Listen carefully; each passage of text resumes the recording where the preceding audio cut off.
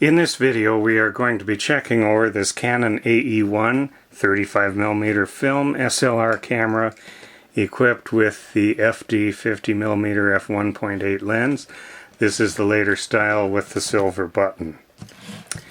And so what I thought I'd do is, for testing purposes, I have a battery here. This is not included in the sale, but I will install it. And first let's look at the battery door. The battery doors of these AE1s and all of these A series cameras are very susceptible to damage, and this one is really very nice. So we stick the battery in, it latches properly, I see no cracks or damage to it. So what I'm going to do is start at 1/1000th of a second and start stepping down through the shutter speeds. And you'll notice that this one seems very nice and quiet. There's not that characteristic squeal that so many of these Canons have.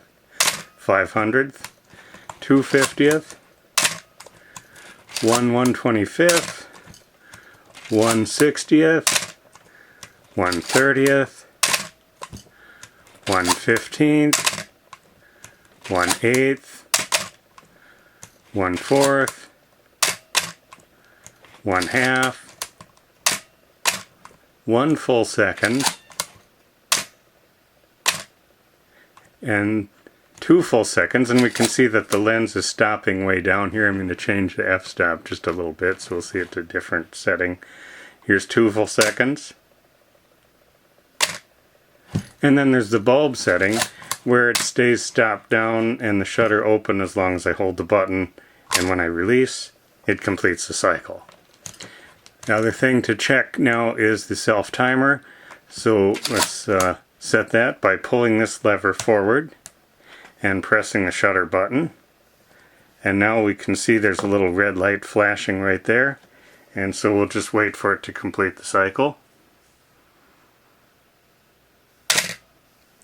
And there we see that. This camera also comes with a shutter lock.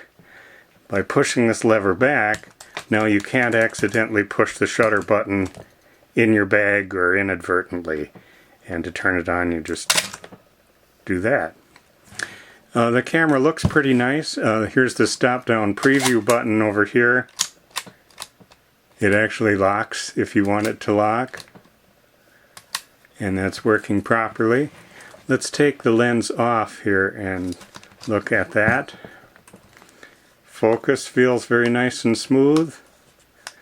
The aperture ring has nice clicks, and it also has the locking A setting that is used for when you use the computerized exposure determination in this camera.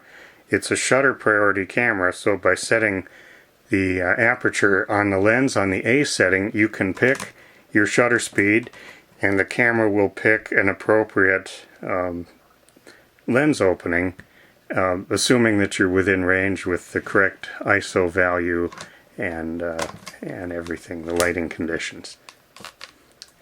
Let's look at the top here. We could see I was setting that.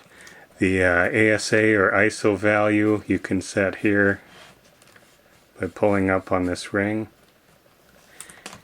And on the back here we have still a nice pliable rubber eye cup. These are often, well, missing or cracked or very stiff. This one is still nice.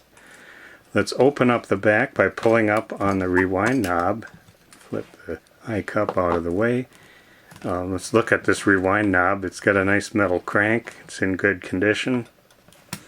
If we look inside now, we can see the focal plane shutter, and it's working properly. We can see the film transport working over here. Everything looks good. Set that to a little bit slower speed. So that action looks good. Moving over here to the film door. I don't feel a lot of light seal residue along these edges, so it's probably still pretty good. Foam here looks a little old and dry, but probably would be okay for a while. That closes properly. Not a lot of wear on the ends here, which is characteristic on this. Here's a little on the high points here on the hinge end. And if we look on the bottom, this is significantly less scuffing than I'm used to seeing on these. Usually you see a lot of hunting and pecking around the tripod socket. This one does not have a lot of that. A few little minor scrapes and scuffs here. Probably was not used on a tripod much because there isn't a lot of evidence of that around the tripod socket. I should have pointed out that when the lens mounts, it does click into place, which is good. Sometimes there's problems with that. So, all in all, a pretty nice example of the Canon AE1 35mm film SLR camera.